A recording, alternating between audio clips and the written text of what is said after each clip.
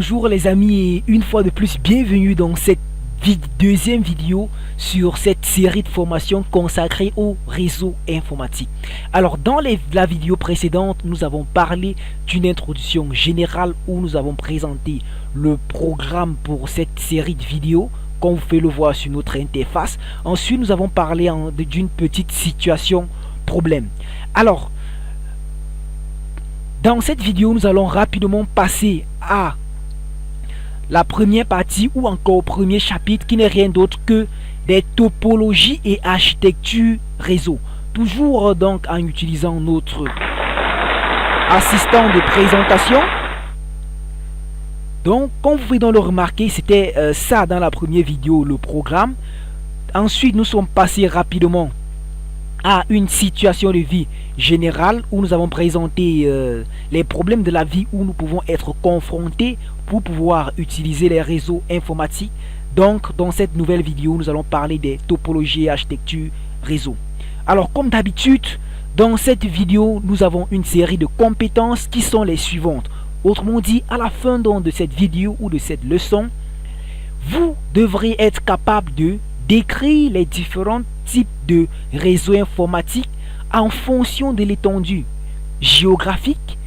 Deuxième point, de décrire les topologies réseau physiques et topologies réseau logiques, à savoir les réseaux en bus, en anneau, en étoile, en maille, ainsi de suite.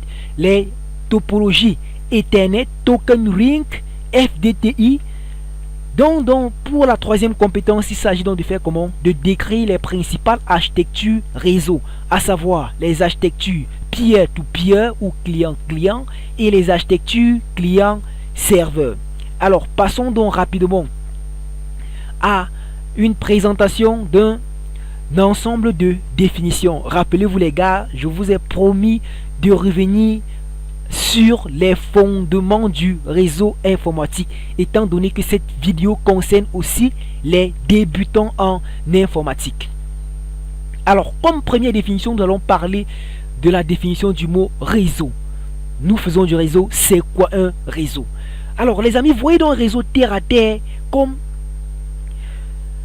un ensemble d'entités. Alors lorsqu'on parle d'un ensemble d'entités, ça peut être, ne voyez pas seulement des équipements informatiques, ça peut être un ensemble d'objets, de personnes, de choses, ou encore ça peut être même des animaux, ainsi de suite, interconnectés les unes aux autres pour faire circuler des éléments matériels ou immatériels. Selon donc le type d'objet en liaison, on distingue les réseaux routiers, les réseaux téléphoniques, les réseaux malfaiteurs, des réseaux de transport, ainsi de suite. Nous allons donc expliquer terre à terre ces différents types de réseaux. Lorsqu'on parle de réseau routier, les gars, il s'agit tout simplement de quoi? D'un réseau de transport. Autrement dit, les routes sont construites pour la circulation ou bien le transport des passagers, le transport des marchandises et aussi la circulation des véhicules. Tout cela, à savoir les routes, les véhicules, les piétons constituent ce qu'on appelle un réseau routier. Les composants de ce réseau sont donc quoi? Les routes, les véhicules, les piétons, ainsi de suite. Tout ce que vous pouvez trouver dans un réseau routier. Le deuxième type donc, c'est quoi? Un réseau téléphonique. Lorsqu'on parle dans le réseau téléphonique, il s'agit d'un réseau qui nous permet de faire une communication téléphonique. Je vous pose donc la question à savoir quel est donc un élément ou quel est l'élément principal de la téléphonie électronique? C'est quoi? C'est le téléphone portable. Donc le premier élément de ce type de réseau, c'est quoi? Le téléphone portable. On peut encore avoir les humains comme éléments de ce type de réseau, étant donné que ce sont des humains qui utilisent des téléphones portables pour communiquer entre eux. Prochain type de réseau, le réseau des malfaiteurs. Imaginez un instant les gars, vous organisez un groupe au quartier pour aller par exemple dérober ou bien voler quelque part. Vous formez là ce qu'on appelle un réseau de malfaiteurs ou un réseau de bandits terre à terre. Le réseau de transport, ainsi de suite. Deuxième définition, il s'agit de quoi? De réseau informatique. Étant donné qu'on parle généralement des réseaux, nous allons particulièrement nous intéresser au réseau quoi? Informatique. C'est donc quoi un réseau informatique? C'est d'abord un réseau ou encore un ensemble d'équipements. Lorsqu'on parle d'équipements, vous voyez tous les équipements que vous pouvez répertorier en informatique ou tous ces équipements numériques. Ça peut être des ordinateurs, des périphériques, et ainsi de suite, reliés entre eux et échangeant des informations sous forme de données numériques.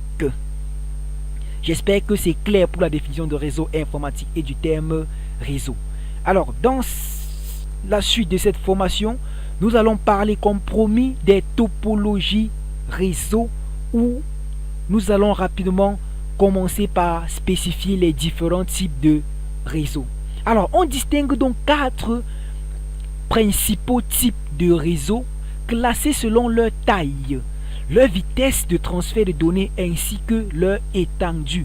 Autrement dit, selon l'étendue du réseau, on distingue 4 types de réseaux qui sont des réseaux personnels. Alors, lorsqu'on parle de réseau personnel, en abrégé PAN, qui signifie Local Area Network ou encore réseau personnel en français, il permet de relier des équipements électroniques personnels. Exemple, transfert de fichiers entre 2 ou plusieurs téléphones portables. Alors, un exemple de réseau PAN ici les amis, si vous possédez par exemple votre téléphone portable et votre ordinateur et que vous décidez de transférer un fichier ou une musique, ça peut être un fichier PDF, un fichier vidéo ou un fichier audio, entre votre téléphone portable et votre ordinateur portable, alors vous allez établir donc entre le téléphone et l'ordinateur un réseau PAN. Donc toutes les informations qui vont transiter dans ce petit réseau PAN doivent appartenir à une seule personne, d'où la notion de réseau personnel, Personal Area Network. Deuxième type de réseau en fonction donc de l'étendue, il s'agit du réseau local ou encore LAN. LAN signifie donc quoi? Local Area Network, en français réseau local. C'est donc un ensemble d'ordinateurs appartenant à une même organisation et reliés entre eux dans une petite surface géographique, entre parenthèses 1 km. Alors lorsqu'on parle d'un kilomètre, il s'agit d'un rayon, dans un rayon d'1 km.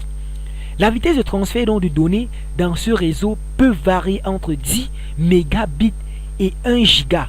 Sa taille peut atteindre jusqu'à 100 voire même 1000 utilisateurs ou encore des ordinateurs. Alors nous allons donc prendre un exemple concret de réseau local.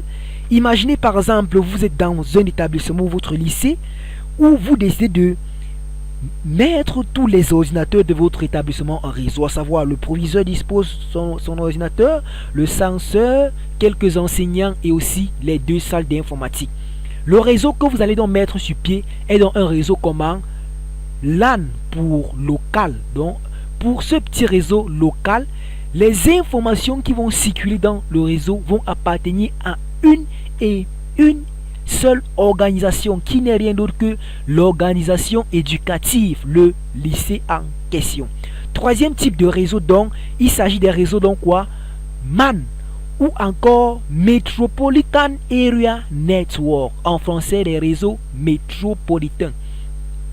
Il interconnecte donc plusieurs LAN géographiquement proches à des débits importants. Ainsi, un MAN permet à 2 nœuds distants de communiquer comme s'ils faisaient partie d'un même réseau local. Alors, nous allons donc naturellement prendre un exemple concret. On a dit dans cette définition que des réseaux MAN ou des réseaux métropolitains permettaient d'interconnecter un ou plusieurs réseaux locaux. Il s'agit de quoi? Imaginez par exemple, vous êtes dans votre ville, moi je suis présentement à Bafoussam. On distingue d'un ensemble d'établissements, ça peut être le lycée classique de Bafoussam, le lycée bilingue de Bafoussam, le lycée bilingue de Bafoussam Diendam, ainsi de suite. Voilà donc 3 lycées que j'ai spécifiés. Chaque lycée va donc posséder son petit réseau local, autrement dit son réseau LAN. Maintenant, imaginez un instant que le délégué régional décide par exemple d'entrer en communication avec donc tous ces établissements, qu'est-ce qu'il faut donc faire? Créer donc un réseau qui permet d'interconnecter tous les établissements de la région de l'Ouest et le poste de qui? De l'inspecteur régional. Ce type de réseau est donc quoi? Un réseau métropolitain. Alors les gars, j'espère que avec cet exemple, c'est bel et bien illustré. Le quatrième type de réseau en fonction donc de l'étendue, c'est donc quoi? Les réseaux WAN. En anglais, Wide Area Network, qui signifie donc quoi? Des réseaux étendus. Alors lorsqu'on parle de réseau étendu, il interconnecte donc plusieurs réseaux locaux et métropolitains à travers de grandes surfaces géographiques. Donc la différence entre un MAN et un WAN, c'est tout simplement une distance géographique encore plus élevée. On peut avoir par exemple un réseau qui interconnecte les équipements à l'échelle continentale, ça peut être en Afrique, c'est un réseau WAN, ou encore à l'échelle mondiale, voyons, ça peut être donc aussi un réseau quoi? WAN. Dans la suite de cette formation, les amis, nous allons rapidement parler donc de quoi? Des topologies et architecture réseau. Donc rendez-vous donc dans la prochaine vidéo de cette partie où nous allons rapidement parler des topologies et architecture réseau. Alors déjà merci à vous de m'avoir suivi tout au long de cette vidéo et n'oubliez surtout pas, si vous êtes nouveau sur la chaîne, commencez premièrement par vous abonner. Tout le monde connaît la procédure d'abonnement en cliquant sur la touche s'abonner et ensuite activer la cloche de notification pour pouvoir donc avoir des notifications concernant des nouvelles vidéos que je vais poster sur toutes les autres parties de votre programme du lycée, que ce soit en programmation HTML, JavaScript, base de données, avis de commentaires, ainsi de suite. Et les amis, partagez massivement cette vidéo pour pouvoir faire bénéficier vos camarades de ce petit chef-d'œuvre. Alors merci et bonne journée, bonne soirée à tous.